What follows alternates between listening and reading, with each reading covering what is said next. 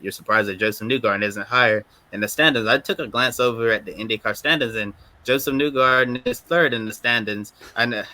Yeah. So I'm not really sure how better of a season that you can get, but it just shows the great expectations that people have of Josef Newgarden. I remember when he was coming up, a lot of people considered him to be one of the next great American superstar open wheel racers, and once he's gotten to Team Penske, it's been at a completely different level. One of the top drivers in the IndyCar series. He's champion, an Indy 500 champion. Now he's basically crossed off all the boxes and still hungry for more success. So yeah, driver would be really happy to finish third in the championship. Unfortunately, he won't be able to get up to second because Palou and Dixon have locked out the top two spots. But third's a really good year, and still people expect Josef Newgarden to be higher in the standings.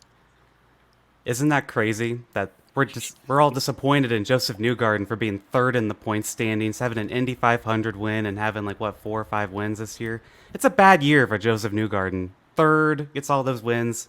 It's so funny. Like yeah, he's been off on the road and street courses this year, but like as a fan of his personally, like it is kind of hilarious that I'm just like, man, this season kind of sucked as a for Josef Newgarden, but still, it's kind of funny in hindsight.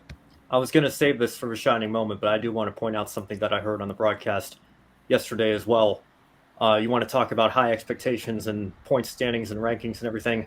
Scott Dixon clinched yesterday with his third place finish, a top 4 spot in the point standings, with the exception of, let me make sure I got it right here, it's 2016 when he finished 6th in the points. Every year aside from that, since 2006, he's been 4th or higher in the point standings.